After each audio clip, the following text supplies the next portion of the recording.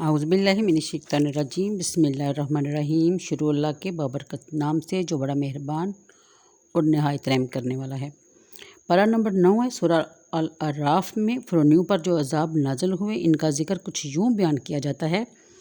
آیت نمبر 246 میں آتا ہے کہ جب ان کی سرکشی حد سے بڑھ گئی تو حضرت موسیٰ علیہ السلام کی بد دعا سے ان پر ایک کے بعد ایک عذاب نازل ہوتا رہا، مگر وہ ہر بار عہد شکنی کرتے رہے اور آپ کی بار دعا کیجئے ہم ایمان لے آئیں گے، مگر پھر وہ اپنے عہد سے مکر جاتے، یہ کہتے رہے۔ جیسا کہ ان کی عبرت کے لیے حضرت موسیٰ علیہ السلام کی دعا سے ایسا طوفان آیا اور بارش اتنی برسی کہ جو لوگ کھڑے تھے ان کی گردنوں تک پانی آ گیا اور جو بیٹھے لیٹے تھے وہ وہیں کے وہیں غرق ہو گئے۔ پورے 7 دن یعنی ایک ہفتے سے لے کے اگلے ہفتے تک دن رات مسلسل بارش ہوتی رہی اور طوفان جاری رہا۔ قبطیوں کے گھروں میں تو پانی بھر گیا، مگر بنی اسرائیل کے گھر ان کے گھروں کے ساتھ جڑے ہونے کے باوجود خشک رہے۔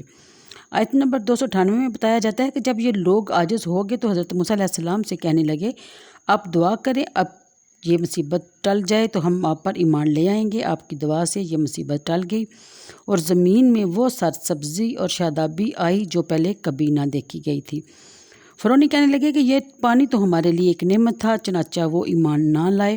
پھر اس کے بعد 1 مہینہ آرام سے گزرا، مگر فرعون اپنی بدعمالیوں پر ڈٹے رہے۔ پھر اللہ تعالیٰ نے ٹڈی بھیجی جو درخت، کھیتیاں، حتیٰ کہ مکانوں کے دروازے تک کھا گئی اور چھتیں بھی، اور تو اور لوہے کی کیلیں بھی، اور وہ قبطیوں کے گھروں میں بھر گئی، پر بنی اسرائیل ان کے حملے سے محفوظ رہے۔ اب پھر انہوں نے حضرت موسیٰ علیہ السلام سے درخواست کی کہ اب کی بار سچی توبہ کریں گے، آپ ہمارے لیے دعا کیجیے۔ چنانچہ حضرت موسیٰ علیہ السلام نے ان کے لیے دعا کی اور یہ بلا بھی ٹل گئی۔ پڑھنے میں آتا ہے کہ ہر عذاب کی مدت 7 دن ہوتی تھی، لہٰذا 7 دن میں ٹڈی کا حملہ بھی ختم ہو گیا۔ اب فرعون نے جو بچے ہوئے کھیت کھلیان دیکھے تو کہنے لگے کہ ہمارے لیے یہیں کا ہی کافی ہیں، ہم اپنا دین کیوں چھوڑیں۔ چنانچہ وہ پھر مکر گئے۔ اس کے بعد 1 مہینہ پھر عافیت سے گزرا، پھر اللہ تعالیٰ کی طرف سے کمل بھیجے گی۔ اس میں مفسرین کا اختلاف ہے۔ بعض کہتے ہیں کہ یہ کمل ایک قسم کا گن تھا جو اکثر ہمارے اناج میں لگ جاتا ہے، اور بعض کا کہنا ہے کہ یہ جوئیں تھیں، بعض کہتے ہیں کہ ایک چھوٹا سا کیڑا تھا۔ بہرحال اس کیڑے نے جو کھیتیاں اور پھلدار درخت بچے تھے وہ بھی کھا دیے اور جلد میں گھس کر جلد کاٹ کھاتا۔ اگر کوئی 20 بوری بھی گندم کی پسوانے کے لیے لے جاتا تو باقی 2-3 کلو آٹا ہی بچتا، کیونکہ گھر آتے جاتے یہ کیڑا کھا جاتا۔ حتیٰ کہ اس کیڑے نے فرعونیوں کے بال اور بویں تک کھا ڈالی، پلکیں بھی کھا دی، یہ جسم میں چیچک کی طرح بھر جاتی اور ان کا سونا بھی مشکل کر دیا۔ اس مصیبت سے فرعون چیخ اٹھے اور حضرت موسیٰ علیہ السلام سے پھر دعا کی درخواست کی۔ چنانچہ حضرت موسیٰ علیہ السلام کی دعا سے یہ بلا بھی رفع ہوگی۔ پھر فرعون پھر بھی باز نہ آئے اور 1 مہینہ نہ گزرا تھا کہ اپنی بری عادتوں کے مطابق پھر سے گندے اعمال شروع کر دیے۔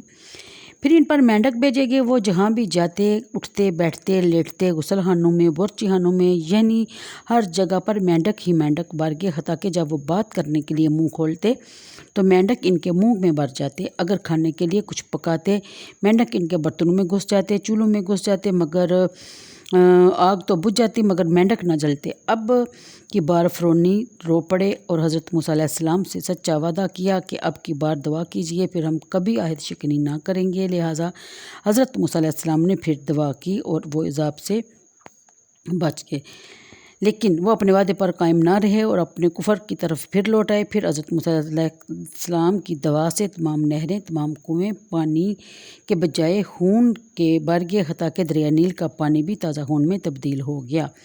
فرعون نے فرعون سے شکایت کی تو اس نے بولا کہ یہ حضرت موسیٰ علیہ السلام نے نظر بندی کر رکھی ہے، کیونکہ وہ حضرت موسیٰ علیہ السلام کو جادوگر سمجھتا تھا۔ فرعون نے حکم دیا کہ تمام لوگ بنی اسرائیل کے برتنوں سے پانی لیں، مگر جب فرعونی پانی لیتے تو وہ خون بن جاتا اور بنی اسرائیلوں کے برتنوں میں جب تک رہتا وہ پانی ہی رہتا۔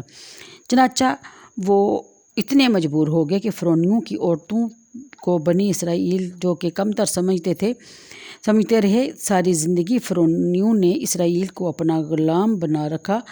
اب ان پر جب وقت آیا تو وہ ان کو کہہ رہے تھے کہ اپنے منہ میں پانی بھر کر ہمارے منہ میں کلیاں ہی کر دو، لیکن جب تک پانی فرعونیوں کے بنی اسرائیلیوں کے منہ میں رہتا تو وہ پانی رہتا، لیکن جب سے ہی وہ فرعونیوں کے منہ میں جاتا تو وہ پھر خون بن جاتا۔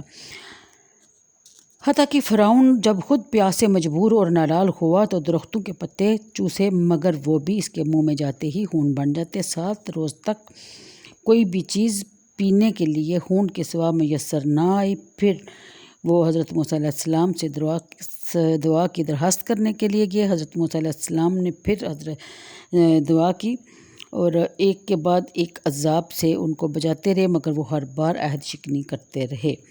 247 کے مطابق کہ اب ان کی میعاد پوری ہوگی، یعنی اب اللہ تعالیٰ نے ان کو غرق کر دیا اور ہلاک ہو گئے سارے کے سارے۔ ان واقعات سے دعا اور بد دعا کی اہمیت کا بھی اندازہ ہو جاتا ہے، لہٰذا ہمیں بھی اپنے قول و فعل کی طرف دھیان دینے کی ضرورت ہے اور سچی توبہ کی ضرورت ہے، اور ایک دوسرے کی دعاؤں کی بھی۔ پلیز ایک دوسرے کو دعاؤں میں یاد رکھا کیجیے، دعا کو اپنی زندگی کا حصہ بنا لیجیے۔ اللہ حافظ۔